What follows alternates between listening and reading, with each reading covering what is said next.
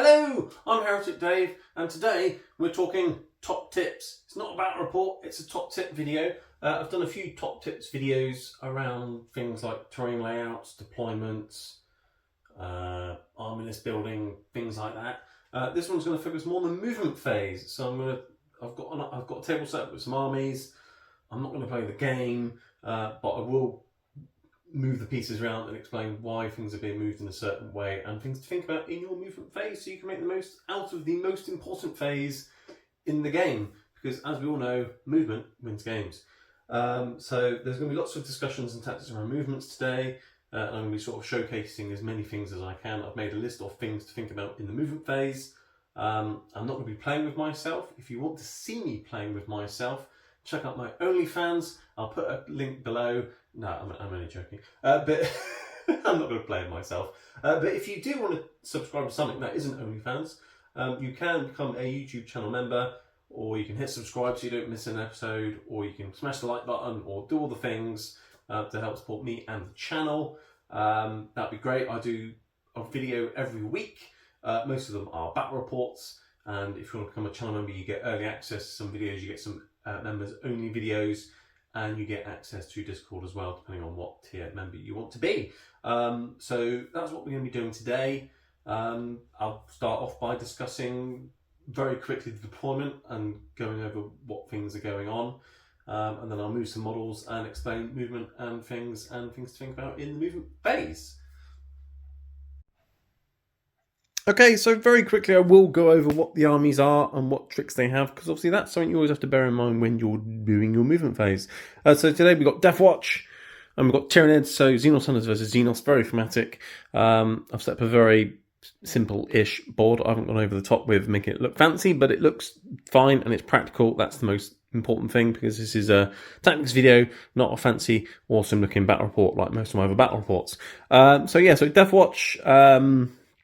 In terms of units, it's a mixture of mostly infantry. I've got tank, dudes in the tank, dudes near the tank, Dominator Kill Team, Hellblasters, Intercessors, and a jump back Intercessors in the centre. I've got a Lone Up Lieutenant there, more Terminators there. I say more Terminators, there's some Terminators there. I've got some in Deep Strike, and then I've got some Infiltrators and Incursors. That's what the Death Watch have. And Death Watch, I'm using the Black Spear Task Force, so they have a stratagem where they can go up and down, which is important because that's a very good move, and you need to do moves to counter that move. So there are some things to think about for the Death Watch. For the Tyranids, they're using the Vanguard Onslaught. It's the Advance and Chargey, fall back in Chargey one.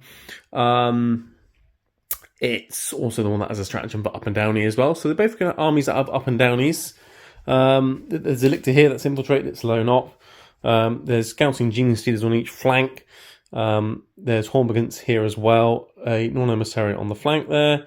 Exocrine Trilifex, Hormagaunts, Termagaunts, Neurogaunts on the central objective. And another Lictor over here. And then, as mentioned, Geniuses, and then I've got some Brains here. And there is a Trigon in Deep Strike for them, which can Deep Strike just outside of 6. So again, both sides need to think about Deep Strike. Both sides need to think about up and downs.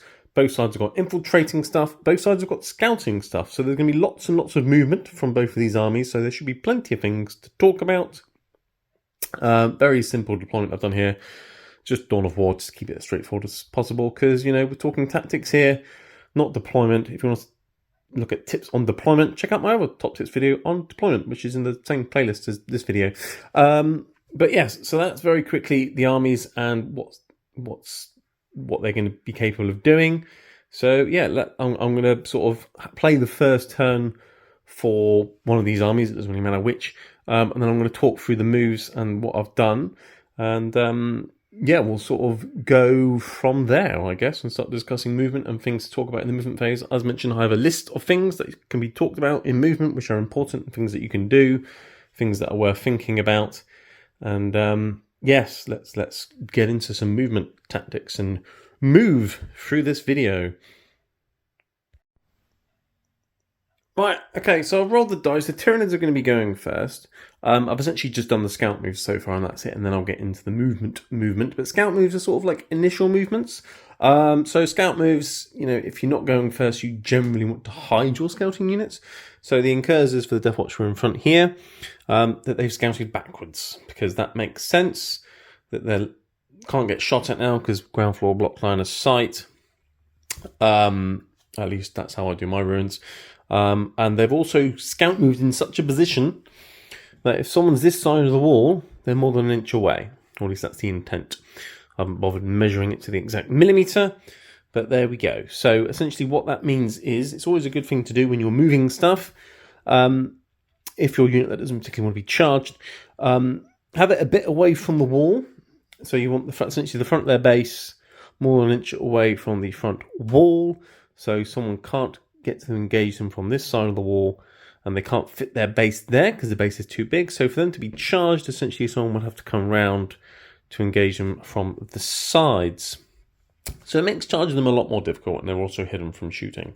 So hiding behind walls, being an inch away, is definitely a movement-based tactic. I would recommend doing it as often as possible. It's very important, because if I just scout move them back and I was lazy and I put some like that, they'd get charged and they'd get eaten because, Tyranids, and then I've lost a unit. Whereas like this, it makes them a lot more difficult to get charged and will hopefully keep them alive.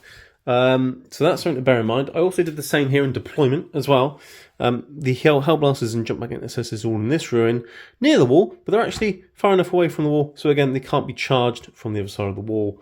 And I was supposed to do the same here as well with those dudes there, but I was lazy in deployment. So yeah, keeping dudes a bit away from the wall is a thing. With the Rhino though, I did actually shove that as far forward as possible, because the idea was it gets the guys more movement busting out of the Rhino. That's going to be a problem in a minute. But anyway, right, that's what's happening there. So yeah, so anything about in terms of movement is keeping things away from walls. Scout moves, Gene Stealers have come forwards, because why not? And now I'll actually do some actual movement. Some things that the Tyranid player will have to think about, and the Deathwatch player will have to think about, is reactive moves. The Lone Lieutenant does have a reactive move. A reactive move is something else that you have to think about in the movement phase. So most reactive moves are stratagems or sometimes abilities. The Termagants have a reactive move as well as an ability, similar to the Lone Op Lieutenant. Normally, if someone ends a move within 9 inches, I think it starts or ends a move within 9 inches, if it's a normal move, advanced move, fullback move, whatever it is, then that model or unit can then reactively move. So there's definitely something to worth, thinking about in your movement phase. Oh, has that person got a reactive move? Do I want to move close enough to trigger it? Do you care?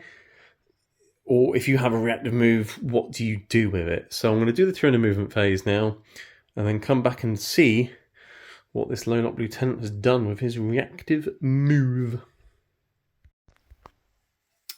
Okay, so I've done the Tyranid's movement now, and I'm sort of going to go through what's moved and why and all the things. Obviously, I'm not rolling the dice or playing the game as such, but the central objective is to reroll ones to wound thing for the Lone Op Lieutenant, and this is the objective for the non-emissary to get the Feel No Pain. So there's a couple of things there, and there's a teleport hammer down here as well. So essentially, what have the Tyranids player fought? The Tyranids players fought, you know what, let's zoom some Gene Stealers forward here. Let's yeet some Gene Stealers at the Deathwatch here. That they haven't screened their tank very well. Or these Marines around the corner very well. There's nothing to stop me from charging that Rhino from the other side of the wall, or to come around and charge these guys here.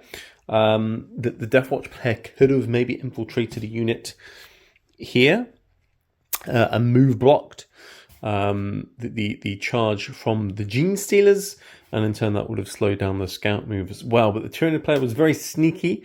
They put lictors near the Gene Stealers.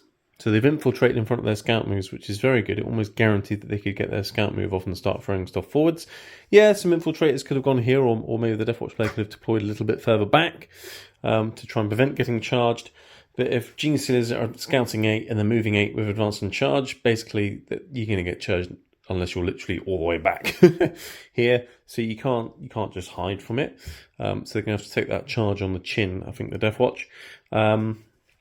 So they've advanced to there. The Lictor here has just gone on to the objective because primary is the thing, so move on to an objective.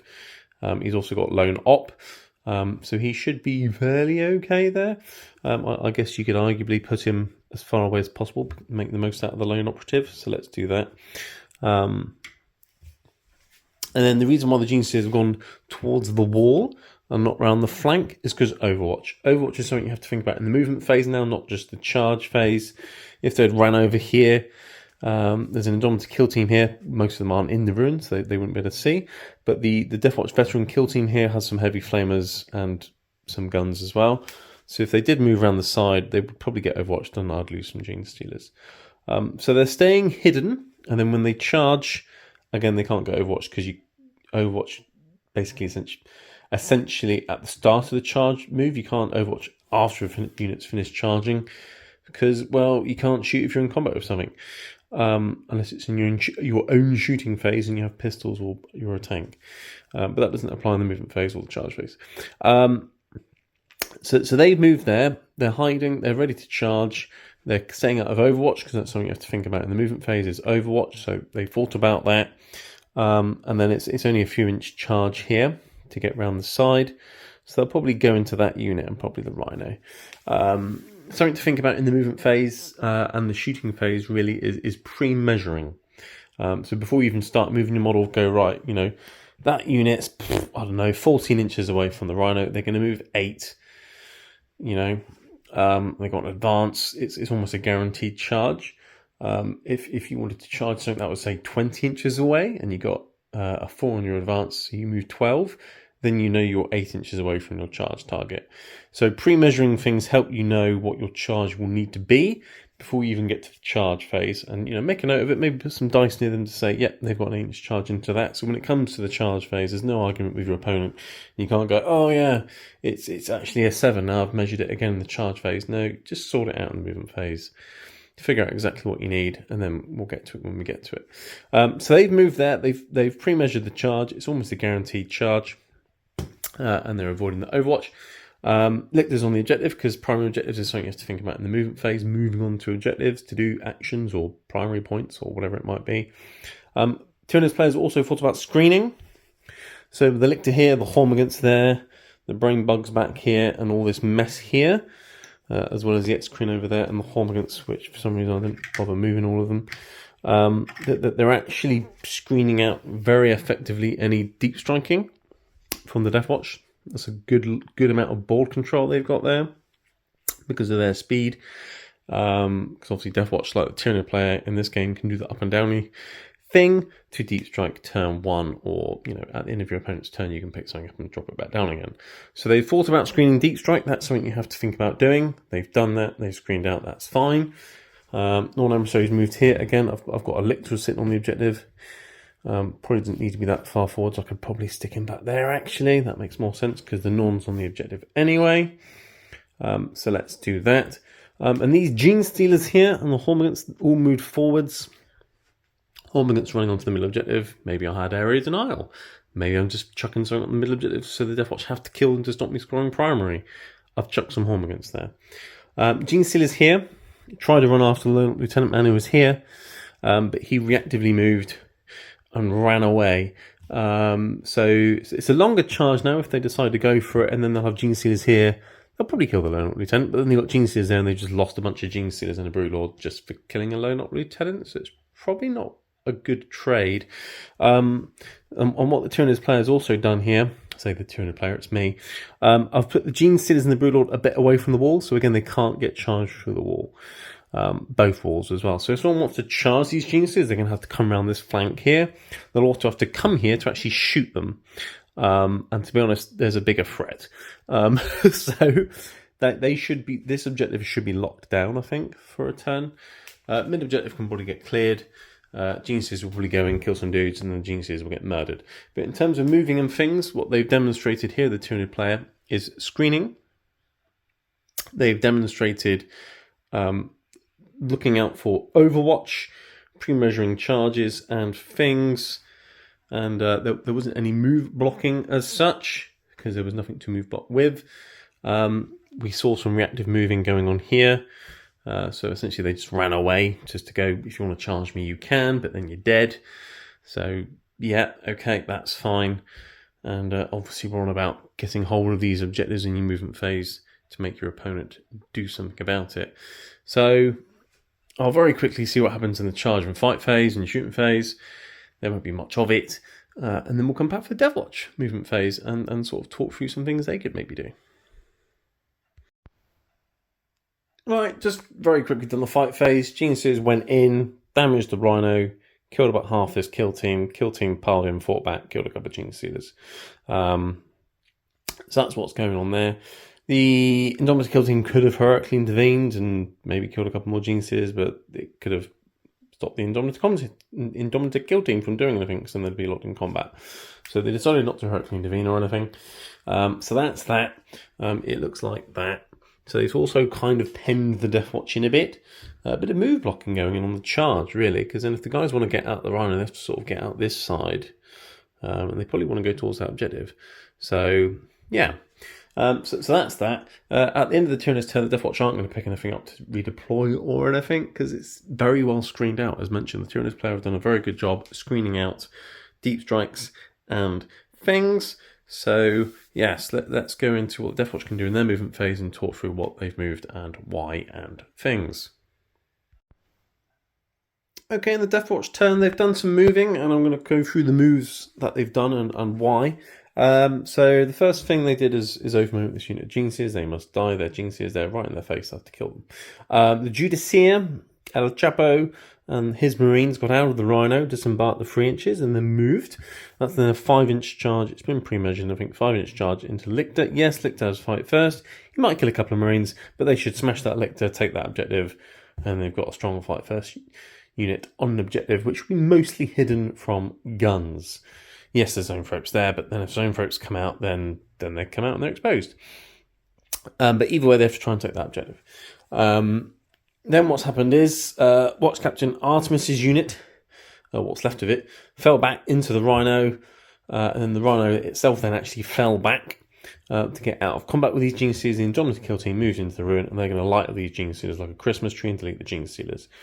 They've all moved into the ruin, so they can shoot, because if some of them are back here, they can't shoot through the obscuring ruin. That's how it works. So they all have to go into the ruin to shoot the Genius Sealers. So in terms of moving there, lots of disembarking and embarking and falling back and things. So that's what's been going on there. In the centre here, particularly the home objective with the Intercessors, they spread out a little bit between them and the Indomitor kill team. They've screened out very nicely any potential deep streak from Trigons. And then the Infiltrators here obviously denying 12 inches as well. So there's no Trigon deep strike shenanigans going on anywhere in the Deathwatch lines. They're screening out deep strike just like the Tyranids did. The jump back Intercessors have jumped forwards. They're going to go in and hopefully kill a chunk of Hormagaunts and retake that central objective.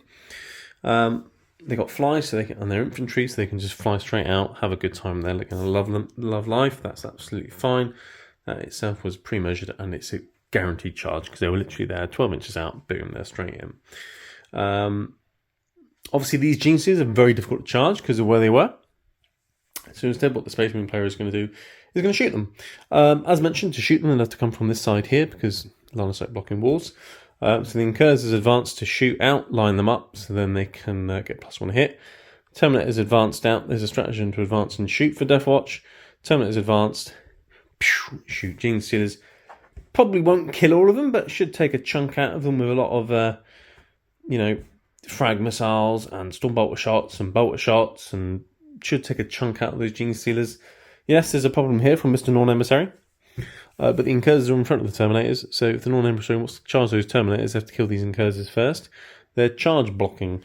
It's not difficult to kill these Incursors first, but they're going to have to do it. The Norn Emissary can come over here, shoot the Incursors. Obviously, a screen can come out, shoot the Incursors, or maybe they just shoot the Terminators and just charge the Incursors. Don't know, but the Deathwatch player is doing what they can to protect these Terminators and to kill some Genius Stealers. The Lictor, they don't really care about the Norn Emissary. They simply haven't got enough firepower to kill it this turn. Screening deep strikes again, trying to screen some charges, falling back and disembarking and embarking and all the things going on over there. So lots of movement going on. The Hellblasters here are staying a bit away from the wall again, because that's a thing. So that's good. The Rhino is also a bit away from the wall now as well, as is that Heavy Intercessor there. So if the Tyrannid player wants to re-engage here with something else, because the Geniuses will probably be dead, it's going to be longer to charge them. And yes, hopefully taking out some choice targets. Space Marine player didn't have to worry about Overwatch so much because the X-Krins and all the big monsters in Zone Threats were all hiding because Deathwatch had guns and they had nothing to shoot at. So they all stayed hidden for the turn. I think that's movement related this turn. So yeah, I'll run through the turn very quickly, kill some stuff, and we'll see what other movement things we can talk about as the game or pretend game progresses. Right, ran through the Deathwatch turn. As expected, many Tyranids died. Indomitable Kill Team made light work of these geniuses of for a moment, and the amount of guns they got, they're dead. Those geniuses are dead. Judas here and his guys went into the Lictor. Lictor managed to take down a couple of veterans, but then he was cut down. The Assault Intercessors with the Lieutenant with their guns, and then the charging with the Hammer of Wrath, and then all the chainswords made light work of those 10 Hormigants in the middle. And then over on this flank, between the Incursors and all the Terminators with the Cyclones and the Stormbolters and the Bolters and all things, cut down about half the Gene Stealers. So yeah, okay, not a bad turn for the Deathwatch. In terms of movement, I think I've discussed everything movement-based. We've talked a lot about screening deep strikes, screening charges where possible. I've tried to do it there, but you can shoot through it. Trying to protect tanks with things, but I couldn't really do it over here so much because infiltrate scout blocking wasn't possible. So there's things like that. Pre-measuring with charges, embarking, disembarking, all the things you can do there. And hiding in ruins I've discussed quite a bit with regards to keeping a bit away from the walls. That's very important. Can't stress that enough. We're going to go into Tyranid's turn 2 now, and there might be some rapid ingressing going on, because that's a cool thing to do in your movement phase if you've got the ability to do it. And then there's things like threat range, which we'll talk about in terms of the shooting phase. And before you even start your movement phase, look at the range of your guns, what they want to shoot out, can they move to get in range of it? Because there's nothing worse than, let's say, for example, Tyranid player going, oh, I want to move this X-Grin here and shoot those Terminators. And then by the time you get around to the shooting phase, you've shot some other guns somewhere else, you get around to the X-Grin, he's not in range. It's the most annoying thing. So measure your guns in your movement phase, not your shooting phase. Pre-measuring for shooting and charging, very, very important. So we'll definitely do that in the Tyranid's turn.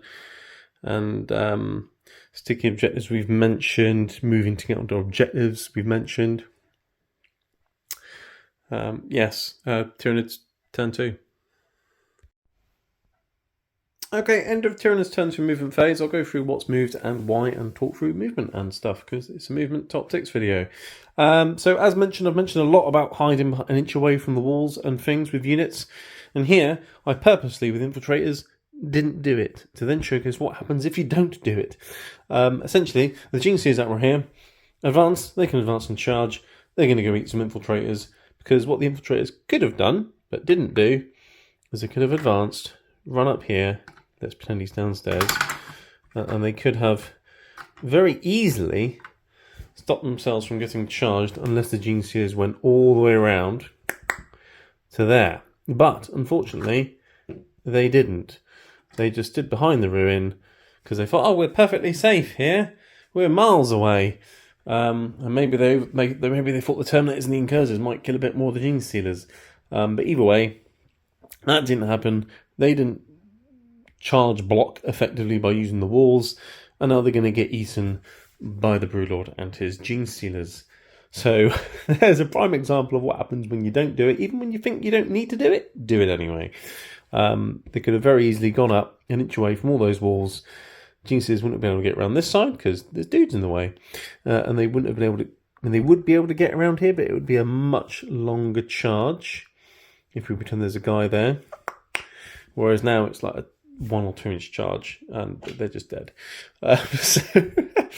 So there's a prime example of what happens if you don't do your movement or think about your movement properly.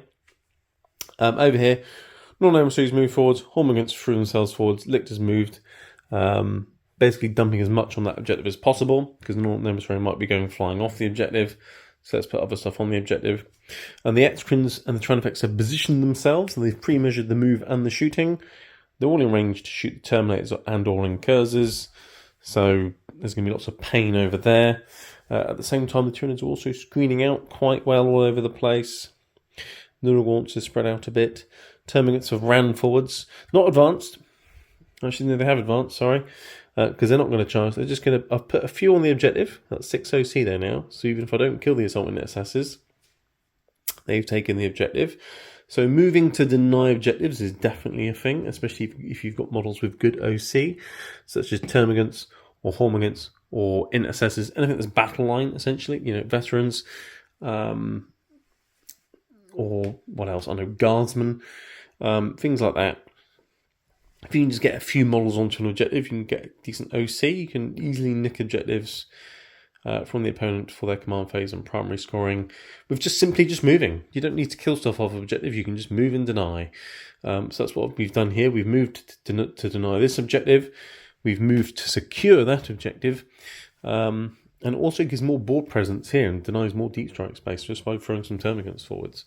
Zoanthropes and Neurotyrant have come around here. They're screening out a bit here, but there is a bit of a gap now. But they've been moved around here essentially to shoot things. There's veterans here. I've already nicked that objective, so maybe the Zoanthropes and Neurotyrant I can see can maybe shoot these chaps because some of them are out of the ruin. There is a slight line of sight to that guy there with the hammer, unfortunately. So he will get shot at, and many of his friends will die. And the ones that can't can just shoot into the middle and help Termagants out. So again, moving, shoot to deny off this objective, move to deny off that objective, secure that objective. Doing all the things around objectives that you can in the movement phase. Pre-measured the range as well. They're all in range of them or them. But yes, there is a gap here for deep strike and things if the Deathwatch choose to deep strike and things. But they couldn't really do much about that. The geniuses that ran down this flank died, as has the Lector. So they've not got many assets over here now to do things. Unfortunately, what I would have loved to have done is deep strike the Trigon onto this objective as well. But yes, we're more than 6 inches away, and 6 inches is like here somewhere. So he couldn't deep strike onto that objective because the veterans are all over it. So that was that. In addition, I've showcased some rapid ingress. That Terminator is within 3 inches of that teleport hammer, and they're more than 9 inches away from the Terminators and the Geniuses. So they've just dropped in there for free, which is nice because then next turn they can then move that way and fight over the centre, or they can come and help out over here, which might be where they'll be needed, to be honest, because these guys will be dead, as will a chunk of those chaps. Yeah, a bit of rapid ingress going on there. Not as much screening deep strike going on with the Tyranids this turn, but I think Tyranids are going for the kill this turn. But, you know, that's what the hive mind is willing. Looking at my list of other things to discuss, I've mentioned pre-measuring, shooting and charging and things. So that's all good. So, yeah, I'm just going to run through the turn, kill some Deathwatch, do some charges, do some things, and then we'll come back for the Deathwatch turn. Okay, right, end of the Tyranids turn. Many Deathwatch died. Zoanthropes and Neurotyrant shot in. All but, I think, 3 Zoanthropes and Neurotyrant went into the Judiciary as 3 men. They're dead. The rest of them and the Termagants went into the Assault Intercessors here with jump axe. All but one of them is dead. And then between the 2 Excrins, the Tyrannofex and the Norn Emissary, managed to wipe out all the Terminators in shooting. And the Norn Emissary went in and almost killed all the Incursors. There's 1 remaining, which means he couldn't consolidate back onto the objective, which is important because on the objective he's got 5 feel no pain and lots of OC. So luckily the Tyranid player had enough sense to throw another unit on the objective in case he couldn't get back onto it, because that's what happened. Their little mine did go off and do a couple of wounds to the Norn Emissary, so fine, that's huzzah. And yes, as suspected, the Geniuses made the charge and murdered all the Infiltrators. So that's what happened there. So yeah, in terms of movement, I think I've discussed everything movement based that turn. That's relevant. At the end of the turn, the Deathwatch will do some teleporty shenanigans, and let's see what the Deathwatch do in their movement phase. Right, Deathwatch movement phase. So yeah, as mentioned, they did some teleport trickery, and the Indominus Kill Team into the movement phase, deep strike over there. But what do they do in their actual movement phase? Watch Captain Artemis and his guys got out the Rhino round to that objective. Rhino then moved back to do screening of Trigon Deep Strike. Intercessors still screening out, staying back there. They can also see these Gene Stealers. So they can shoot them. They're in range. That's line of sight. That's all fine. They can shoot them. Lieutenant fell back as well to then also help shoot them and things. Hellblasters came out the ruin. There's an all-name sorry there. Without a feel no pain. Now is the time to shoot it. It is an O for moment target, as is the Zoanthropes, because I've got the double O for moment enhancement on the Gravis Captain. So they're going to plan on shooting Zoanthropes and all-name sorry death. Terminators moved forwards towards those Termagants, which will now have a reactive move. So let's do that. The Termagant's reactive move was only a D6, not flat 6 inches, so it wasn't very far. It wasn't far enough to hide them behind that wall there. So what they actually did is moved forwards, those Termagants, kind of move blocking. Because if they moved backwards and the Terminators still made the charge, then the Terminators will be a lot closer to the Tyrannid's home objective. Now, if they decide to charge the Termagants, it's going to be in the middle of the board, where they can be shot at, and also not threatening the home objective. So that will slow down the Terminators for another turn. Also, in terms of movement, there's a reason why this lone jump back intercessor didn't move, is because, well, he might have gone overwatched and then died anyway, so he just stayed still. So that's what happened here. The Incursor, sadly, failed his battle shock test, fell back, and, well, died. So that's what happened there. So yeah, in terms of movement, there's a bit of move blocking going here with the Termagants where they reactive move. Reactive moves can be used defensively, like the Lone Lieutenant did earlier by running away. They can also be used aggressively if you've got a big enough unit to move block things. So that's always something to bear in mind as well with regards to reactive moves and move blocking. Obviously thinking about Overwatch, we're not moving that Intercessor by himself because he's a prime Overwatch target from the Zoanthropes. He would die. In terms of movement, in Hellblasters just moved out to shoot things they can see. Moving to line up your shooting phase is definitely a thing. And as mentioned, the Indomitable Kill Team came in down here, 9 inches away from the Zoanthropes. There's a strategy to increase their range and AP. They'll do it to increase the range because then the Melters get in Melter range. And they will just light up those Zoanthropes. Well, they could use the one that gives them anti-infantry 2-up instead, actually. But either way, I think those Zoanthropes with O for moment are probably going to die anyway. Maybe having the anti-infantry 2-up's better because 3 wounds each. Yeah, I don't think the Melters need the extra +2 damage, do they really? But yeah, okay, they're probably going to kill them.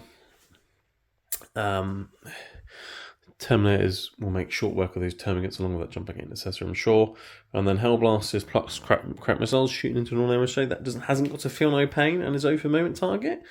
Could be quite painful as well.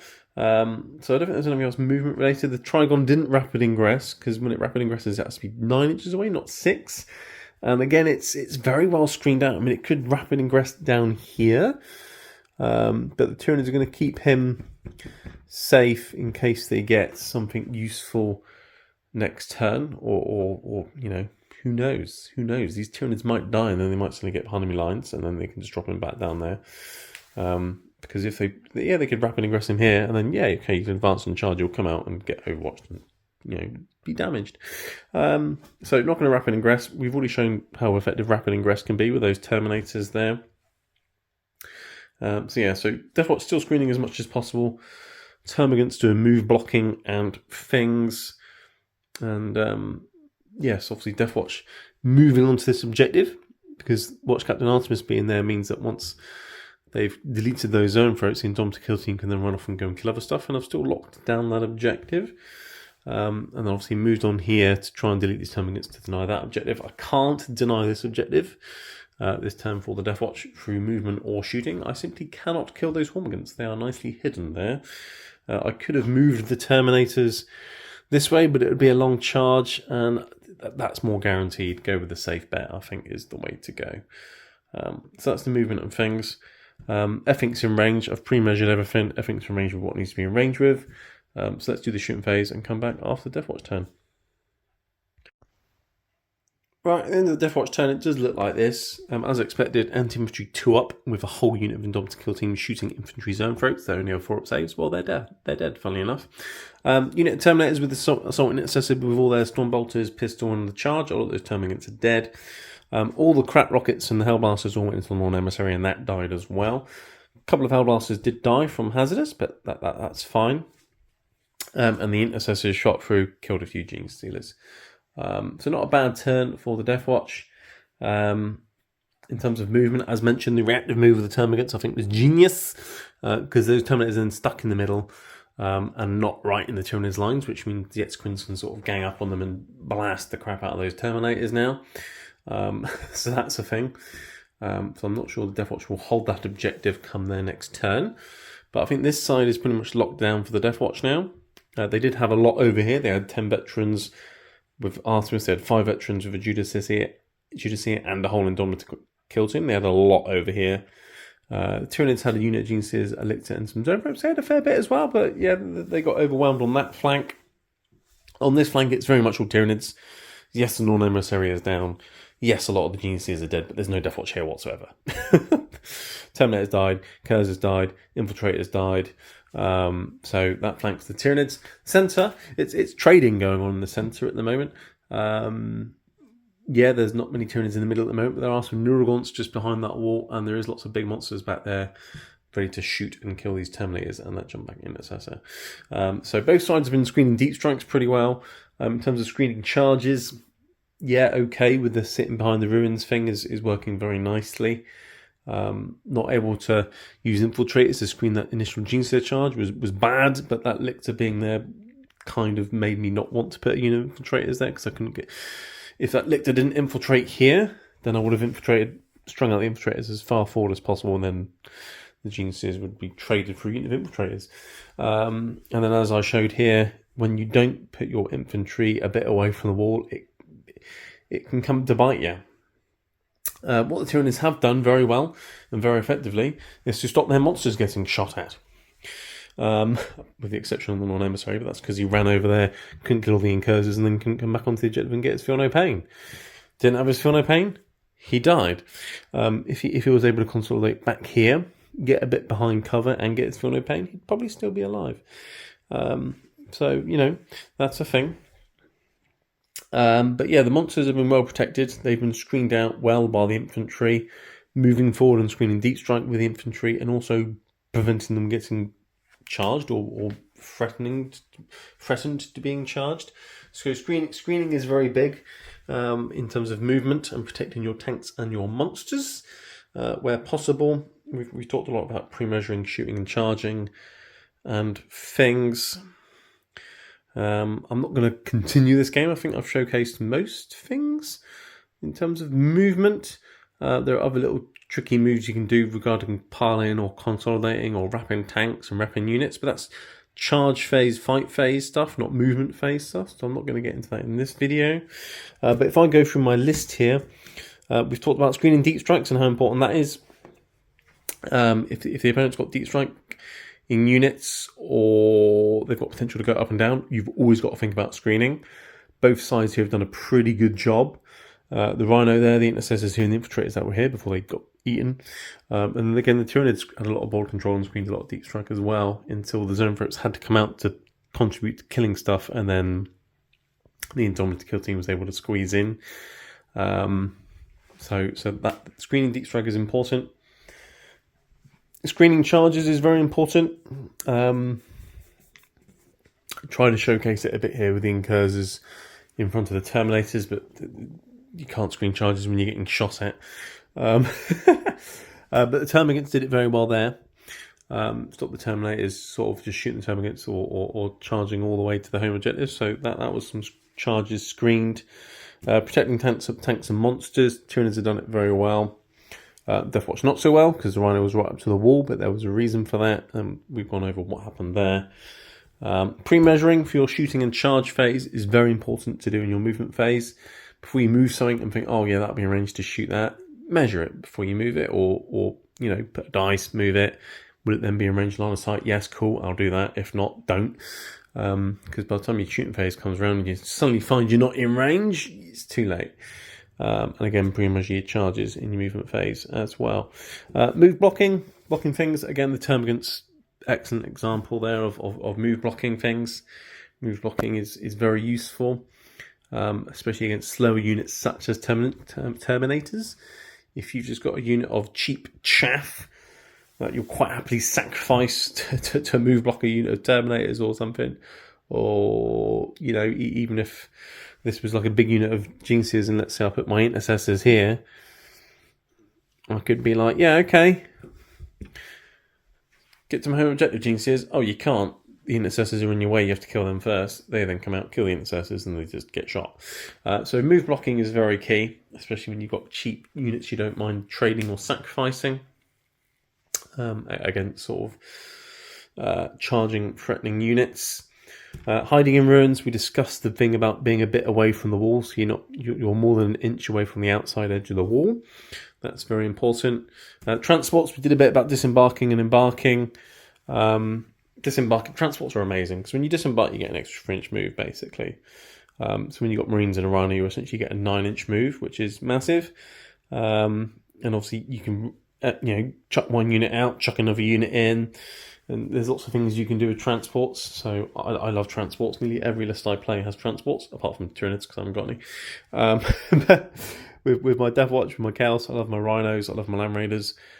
With my Guard, I love my Chimeras. So transports, I do like transports for disembarking, extra move, or re-embarking, reusing the transport for different units. Get the most out of your transports.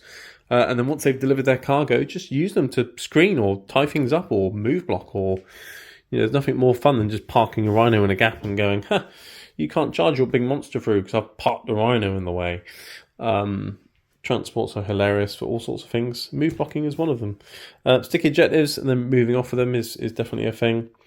Moving to score actions, primaries, scoring and denying. I think I've showcased that a bit in terms of denying objectives with moving, scoring them with moving, and the ability to do actions and secondaries and things.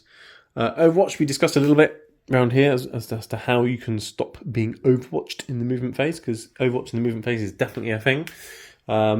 Always try and hide the unit behind a wall if you can. It can't be overwatched before you go charging in. But Overwatch, and then obviously here he didn't move because he would have been overwatched and died. So Overwatch is always something to think about in the movement phase. Reactive moves is the last thing on my list. And we've talked a bit about reactive moves. With defensive reactive moves, where the lieutenant ran away. Very brave of him to tactically reposition like that. And also aggressively reactive move and push forwards and move block and screen out more from deep strikes and things. Reactive moves are very, very good, very useful. I think that's most of the things I can think of that are movement phase related. I didn't make a list. I think I've gone through pretty much most of the things in the list that I could with these armies and how this panned out. I don't know who would win this game at this point. I imagine probably the Deathwatch, because most of the Tyranids are just monsters sitting at the back now, and that's kind of it. Whereas the Deathwatch, I've got the left flank and their home objective pretty locked down. And then, yeah, the monsters will probably kill a lot of the Terminators and Hellblasters, but yeah, I don't know, it's going to be interesting. But yeah, so yeah, thanks for watching. If you've got anything else or any more questions around moving or the movement phase or things that can happen in the movement phase or movement phase based tactics, then feel free to comment below and I will be sure to discuss and things with you.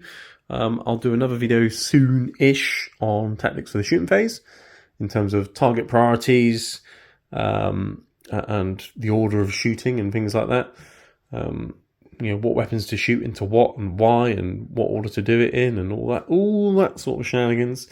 And then I'll probably do one on the charge phase and fight phase at some point where I can discuss more moves, but not movement phase moves, such as charge moves, pile-ins, consolidations, heroic interventions, all those sorts of things. So I think I've done a lot of movement talk today. Hopefully a lot of it's useful and will help you in your games. As mentioned, comment below if you've got any questions or if you want to say hi. And on that note, thanks for watching and I'll see you in the next one.